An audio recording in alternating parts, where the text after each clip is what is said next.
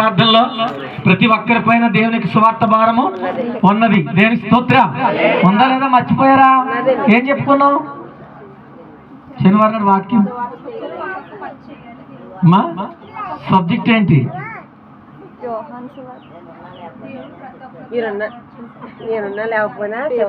Last లో కొన్ని మాటలు చెప్పాం.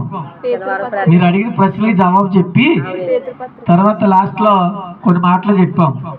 ఏంటి?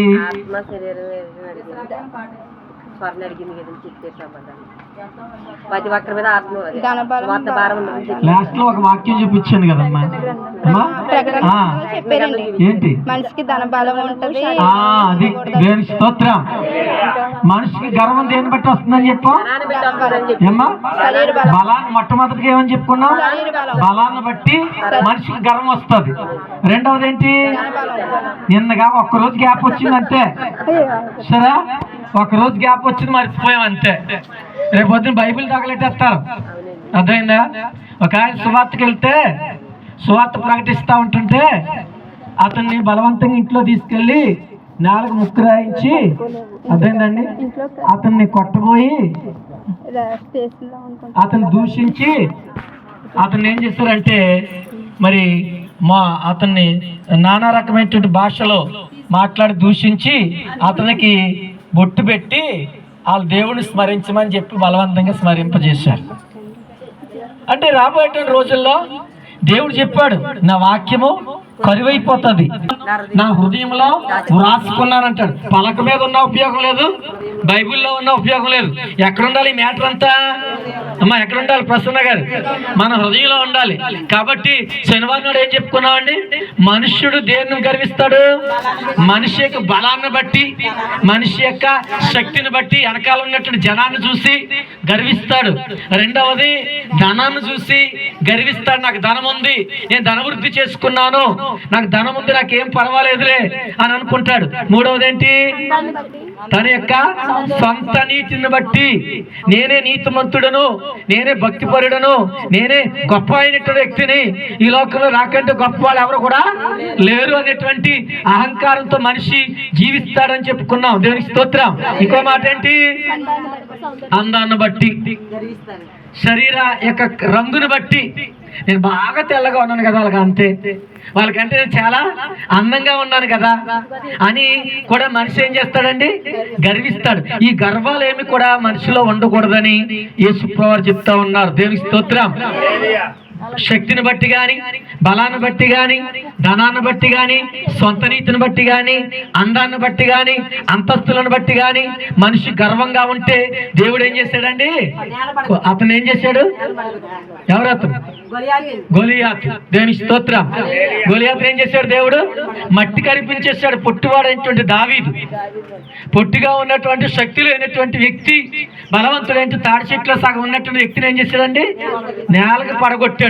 కనుక మరి ఈ వాక్యము మన హృదయాల్లో భద్రపరచుకోవాలని మీకు మనం చేస్తున్నాను. ఈ రోజు మనం వినటువంటి వాక్యం ఏంటంటే, అబ్రహాం యొక్క తండ్రి పేరేంటి? తెరహు. తెరహు కాదు, తెరహు. అబ్రహాము ఎలాంటి వాడు? దేవుని యందు విశ్వాసం కలిగినటువంటి వాడు. ఈ విశ్వాసానికి ముందు తన జీవితంలో అతను ఏం చేశాడంటే, తండ్రి చేసేటువంటి వ్యాపారాన్ని ఇతను కూడా స్వీకరించి, ఇతను కూడా ఏం చేసేవాడు? బొమ్మలు అమ్ముతూ ఉండేవాడు. దేవుని స్తోత్రం. బొమ్మల వ్యాపారము చేస్తుండేవాడు. దేవుని బిడ్డలారా, బొమ్మల వ్యాపారం చేస్తున్నప్పుడు ఒక రోజు నెత్తి మీద బొమ్మ ఎట్టుకుని వెళ్తా ఉంటుంటే బొమ్మ ఏమైంది? కింద పడిపోయింది. దేవుని స్తోత్రం. ఆలకించాలి. బొమ్మ కింద పడిపోయింది. కింద పడిపోతే అప్పుడు అనుకున్నాడు అబ్రహాము, ఈ బొమ్మలో శక్తి ఏమీ లేదు, కాబట్టి ఈ బొమ్మను నేను ఆరాధించను, ఈ బొమ్మలు నేను అమ్మను, ఎవరికి కూడా వ్యాపారం నేను చేయనని ఆ వ్యాపారం మానేశాడు. వ్యాపారం మానేసినప్పుడు అతను పరిశోధిస్తా ఉన్నాడు. నాకు నిజమైన దేవుడు కావాలి, నిజమైన దేవుని యొక్క సమాధానం కావాలి, ఆయన నాతో మాట్లాడాలి, ఆయన యొక్క స్వరాన్ని నేను వినాలి అని దేవుడు ఎవరో నాకు కనబడాలని ప్రార్థన చేసేవాడు. దేవునికి స్తోత్రం. అప్పుడు దేవుడు అతనికి ప్రత్యక్షమయ్యాడు. అబ్రహాంకి దేవుడు ప్రత్యక్షమయ్యాడు. దేవుడు మాట్లాడాడు. అబ్రహాంతో దేవుడు మాట్లాడాడు. నువ్వు కోరితే దేవుడు నీతో మాట్లాడతాడు. నువ్వు పట్టుదల కలిగి దీక్షతో నువ్వు ప్రార్థన చేస్తే, విశ్వాసంతో నువ్వు ప్రార్థన చేస్తే ఆయనకు స్వరమును దేవుడు నీకు వినిపిస్తాడు. దేవునికి స్తోత్రం. హల్లెలూయా. వినే చెవులు, గ్రహించే మనసు కలిగి ఉండాలంటా ఉన్నాడు. ఇదిగో చెవి గలవాడు వినుడు గాక అంటా ఉన్నాడు. అదేనండి, చెవి గలవాడు వినుడు గాక. వినే చెవులు, గ్రహించే మనసు. దేవుని మాటలు ఎవరు వింటారో, దేవుని సన్నిధిలో ఎవరైతే కూర్చుంటారో వారు ఆశీర్వదింపబడతారు, వారు దీవింపబడతారు. దేవుని బిడ్డలారా, అబ్రహాం ప్రార్థన చేశాడు. నిజమైన దేవుడు నాకు కావాలి, దేవునికి స్వరము నాకు కావాలి, ఆయన నాతో మాట్లాడాలి అని చెప్పినప్పుడు దేవుడు అబ్రహాంతో ఏం చేశాడు? మాట్లాడేవారు. దేవునికి స్తోత్రం. హల్లెలూయా. మనతో మాట్లాడుతున్నారా?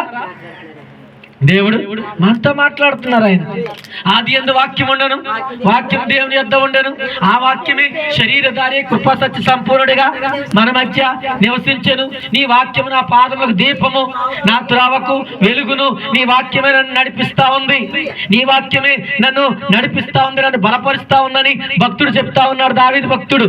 దేవుని స్తోత్రం. ఆయన యొక్క వాక్యము మాట్లాడుతా ఉన్నది, ఆయన యొక్క వాక్యము మనతో మాట్లాడుతా ఉన్నది. వాక్యం సెలవిస్తా ఉంది. అబ్రహాము ప్రార్థన చేశాడు. అబ్రహాముతో దేవుడు మాట్లాడాడు. అతని యొక్క భక్తిని బట్టి, అతని యొక్క నీతిని బట్టి అబ్రహాముని యథార్థవంతుడు అన్నాడు దేవుడు. అబ్రహాము నీతిమంతుడు అన్నాడు. దేవుడే సాక్ష్యం చెప్తా ఉన్నాడు. ఒక వ్యక్తి గురించి, ఒక మనిషి గురించి దేవుడు సాక్ష్యం చెప్తా ఉన్నాడు, చాలా భక్తి కలిగినటువంటి వాడని. మరి మన గురించి మనుషులు చెప్తా ఉన్నారా? మన ఇరుగు పొరుగు వారు చెప్తా ఉన్నారా? అయ్యో చాలా భక్తిగా ఉంటుంది అని చెప్పగలుగుతున్నారా? మన కుటుంబంలో ఎవరైనా చెప్తున్నారా? అయ్యో నా బిడ్డ చాలా భక్తిగా ఉంటుంది, చాలా ప్రార్థన చేస్తుంది, కుటుంబాన్ని కడతాది, కుటుంబంలో గొడవలు పెట్టదు, కుటుంబంలో జగడాలు ఆడదు, దేవుడు నమ్ముకుందని నీవు దేవుని చూపించగలుగుతున్నావేమో ఆలోచించాలి. దేవునికి స్తోత్రం. హల్లెలూయా. ఎవరు చూపించాలి? దేవుని చూపించాలి. నీలో దేవుడు కనిపించాలా? నీలో దేవుని యొక్క మాటలు కనిపించాలి. అయ్యో ఇదిగో నిన్ను బట్టి నీ కుటుంబము రక్షింపబడాలి. దేవుడు సాక్ష్యం చెప్తున్నాడు అబ్రహాము గురించి. అబ్రహాము నీతిమంతుడు, అబ్రహాము విశ్వాసులకు తండ్రి, అబ్రహాము చాలా యథార్థవంతుడు అని దేవుడే అబ్రహాము గురించి సాక్ష్యం చెప్తుంటే మన గురించి మన కుటుంబ సభ్యులు చెప్పాలా వద్దా? దేవుడిని పక్కన పెట్టండి. మనుషులైనా చెప్తున్నారా మన గురించి? ప్రార్థనకి వెళ్తుంది కానండి, ప్రార్థన నుంచి వచ్చిన తర్వాత బాబోయ్ ఆవిడ మాటలు వినలేమండి, ఈ వెంట ఉంటాను నేను. అదేనండి, ప్రార్థనలో ఉన్నసేపు బాగానే ఉంటారు, ప్రార్థన నుంచి వెళ్ళిపోయిన తర్వాత మరలా లోకంలో పడిపోతా ఉంటారు. దేవునికి స్తోత్రం. హల్లెలూయా. ఇక్కడ దేవుడే అబ్రహాముకి సాక్ష్యం చెప్తా ఉన్నాడు. అబ్రహాము నీతిమంతుడు, అబ్రహాము యథార్థవంతుడు అని అబ్రహాం గురించి దేవుడు సాక్ష్యం చెప్తున్నప్పుడు కనీసం మన గురించి మన కుటుంబ సభ్యులైనా చెప్పాలా? చెప్పాలా వద్దా? చెప్తున్నారా? అలా చెప్పే పరిస్థితుల్లో మనం ఉన్నామా? అలా చెప్పించుకుంటున్నామా? కుటుంబ సభ్యులతో, ఇరుగు పొరుగు వారితో, సంఘ సభ్యులతో చెప్పించుకుంటున్నామా? ఇదిగో ఈ బిడ్డ చాలా నీతి కలిగా దేవుని ఎడల భయభక్తులు కలిగి ప్రార్థిస్తా ఉంటది, మాకే కష్టం వచ్చినా ఈమె ప్రార్థిస్తుంది, మాకే సమస్య వచ్చినా ఈమె ప్రార్థిస్తుంది, మాకేమైనా ప్రాబ్లమ్స్ వస్తే మమ్మల్ని ఓదార్చుతుంది, మాకు ధైర్యం చెప్తుంది ఈమె అని చెప్పాల సాక్ష్యాలు. దేవునికి స్తోత్రం. హల్లెలూయా. అనేకులను ఓదార్చే వ్యక్తిగా ఉండాలి, అనేకులకి మేలుకరంగా ఉండాలి దేవుని యొక్క బిడ్డలో. అందుకే మరి ఆయన యొక్క వెలుగు మనలో ఉండాలి. యేసుప్రభు నేను లోకమునకు వెలుగై ఉన్నాను కాబట్టి మీరు వెలుగులో నివసించండి అని చెప్పాడు దేవుడు. మనం వెలుగు వారము, మన వెలుగు సంబంధులము, మన చీకటి సంబంధులం కాదు. అబ్రహాము వెలుగు సంబంధి, అందులో ఏమి లేదని గ్రహించాడు, అది వట్టిదని గ్రహించాడు, అందులో ఏ సత్యము కూడా లేదని గ్రహించాడు. కానీ దేవుని తెలుసుకున్నాడు, దేవుని పిలిచాడు. దేవుడు పిలిచాడు, ఏం చేశాడు? అబ్రహాము నీవు ఈ ప్రాంతంలో ఉండొద్దు, వేరే ప్రాంతంలోనికి వెళ్ళిపో. ఎవ్వరు లేనటువంటి నిర్మానుష్యమైనటువంటి స్థలంలోనికి దేవుడు అబ్రహాముని పిలుచుకున్నాడు. దేవుని స్తోత్రం. మనమైతే వెళ్తాండి. ఈ రోజుల్లో సేవకులు ఎవరైనా వెళ్తారా? వెళ్ళరు. పక్కనే ఇంట్లోనే పెడతారు కార్యక్రమం. దేవుని స్తోత్రం. ఎక్కడ పెడతారండి? ఇంట్లోనే పెడతా ఉంటారు. కొంతమంది ఏజెన్సీ సేవ చేస్తారు. మా సేవ కూడా గొప్పది కదండి. నేను చెప్తున్నాను కదా, నేను చేసేటువంటి గొప్ప కూడా మేము చాలా మామూలుగా సుఖంగానే చేస్తా ఉన్నాం. ఎంతో మంది సేవకులు దేవుని కొరకు హతసాక్షులు అయిపోయారు, దేవుని కొరకు చంపబడ్డారు. మొన్న పగడాల ప్రవీణ్ గారు ఏమయ్యారు? చంపబడ్డాడు. ఆయన మహావక్త, చాలా గొప్ప అయినటువంటి జ్ఞానం కలిగినటువంటి వ్యక్తి. దేవునికి స్తోత్రం.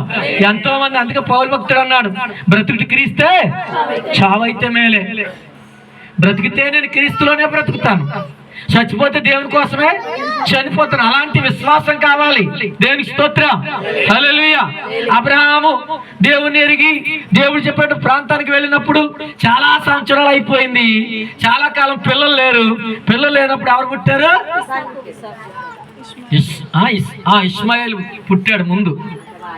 ఎవరికి? హాగర్ అనేటువంటి పని మనిషికి. బాగా వినండి, అబ్రహాముకి భార్య పేరు ఏం పేరు? శారాయ్. హాగర్ భార్య కాదు, పని మనిషి. అదేందండి, చాలా కాలం అయింది, పిల్లలు పుట్టలేదు. మనందరికి తెలుసు, చెప్పాలని చెప్తున్నాను. పిల్లలు పుట్టకపోతే అబ్రహాం ఏనాడైనా దూషించాడా దేవుణ్ణి? ఏమండి, అబ్రహాం ఏనాడైనా దూషించాడా? మనం చూస్తాం, హన్నా, పెనిన్నా, ఎల్కానా. ఎల్కానా పేరు, భర్త పేరు ఎల్కానా, భార్యలు ఎవరు? Hannah, Peninnah. హన్నాకి పిల్లలు లేరు, పెనిన్నాకి పిల్లలు ఉన్నారు. పెనిన్నా వచ్చేవని నువ్వు గొడ్రాలి, నువ్వు గొడ్రాలు అని. అంటే భర్త ఏమనేవాడు? 10 మంది కుమారుల కంటే నేను నీకు ఎంత గొప్ప మాట అండి, నేను శ్రేష్ఠుని కదా, నీకు పిల్లలే పుట్టాలా? నేను 10 మంది కొడుకుల కంటే నేను నీ కొడుకు లాంటి వాడిని కదా. చూడండి, ఆ వేదంతో ఉన్నటువంటి భార్యని, బాధలో ఉన్నటువంటి భార్యని ఆ భర్త ఎలాగ ఓదార్చుతున్నాడో సరండి. ఎలా చాలా మంది ఏమన్నారు, నువ్వు గొడ్రాలివి, నీకు పిల్లలు లేరు, నువ్వు గొడ్రాలు అంటుంటే భర్త ఏం చేస్తున్నాడండి? ఓదార్చు. అన్నా అలా కాదు, 10 మంది కుమారుల కంటే పర్లేదు, 10 మంది కుమారుల కంటే నేను శ్రేష్ఠుడను కానా? అలా వదిలేరా. ఏమన్నాడండి? భార్యాభర్తల మధ్య ఉన్నటువంటి ఐక్యత, భార్యాభర్తల మధ్య ఉన్నటువంటి ప్రేమ. ఎవరైనా ఏం చేస్తారు? పిల్లలు పుట్టలేదు అనుకోండి, పిల్లలు పుట్టకపోతే ఏమన్నారు? నీలోనే ఉందని దోషమని స్త్రీని అంటున్నారు, పురుషుల్లో ఉందని. మా రోజా స్నేహితురాలు ఉంది, ఒక అమ్మాయి, తేజు అని, బ్రాహ్మణ్స్ అమ్మాయి. ఆ అమ్మాయి కూడా డాక్టర్గా చేస్తుంది బెంగళూరులో. మొన్న రోజా గారు అమ్మాయిని చూడడానికి వచ్చినప్పుడు ఇక్కడికి కూడా వచ్చింది అనుకుంటా ప్రార్థనకు. ఒకసారి తెల్లగా లావుగా ఉండేది వచ్చింది కదా ఆ అమ్మాయికి రోజా కంటే ముందు పెళ్ళి అయింది, కానీ పిల్లలు లేరు. పిల్లలు లేకపోతే వాళ్ళ అత్తగారు అంటుందంట, నువ్వు లావుగా ఉన్నావు కదా అందుకే నీకు పిల్లలు పుడతలేదని చెప్పేసి ఆ అమ్మాయిని బాధపడుతుందంటే. ఇంచుమించు 4 ఏళ్ళు అయిపోయింది, పిల్లలు లేరు. మా అత్తగారు ఇలాగ అంటుందే, నాకు నాలోని ఫాల్ట్ లేదంటే మా ఆయన గారు కూడా ఫాల్ట్ లేదంటే మేము చూపించుకున్నాం అని చెప్పి మరి ఇలాగ అంటుంది. నాకు చాలా బాధ కలిగిస్తున్నాయి ఆ మాటలు అని చెప్పి ఈ అమ్మాయితో చెప్పి బాధపడతా ఉందంట. దేవునికి స్తోత్రం.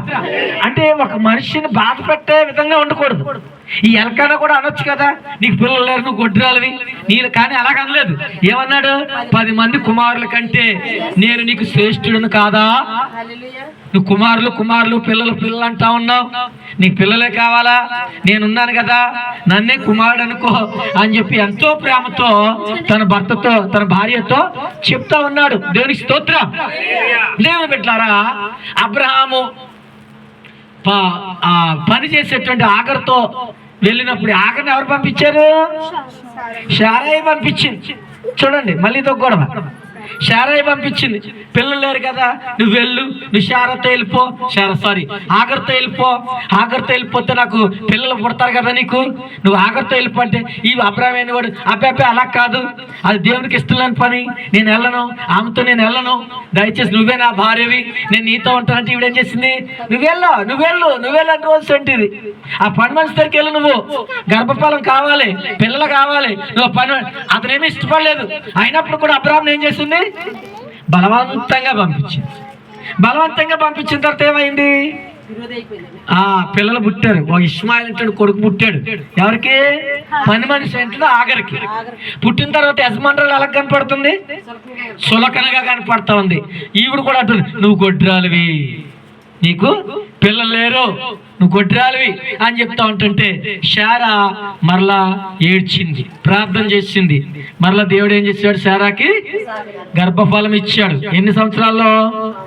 100 సంవత్సరాలకి. వృద్ధాప్యం వచ్చేసింది, ముసలోళ్ళకి గర్భం వచ్చిందంటే అందరూ నవ్వుకోరండి.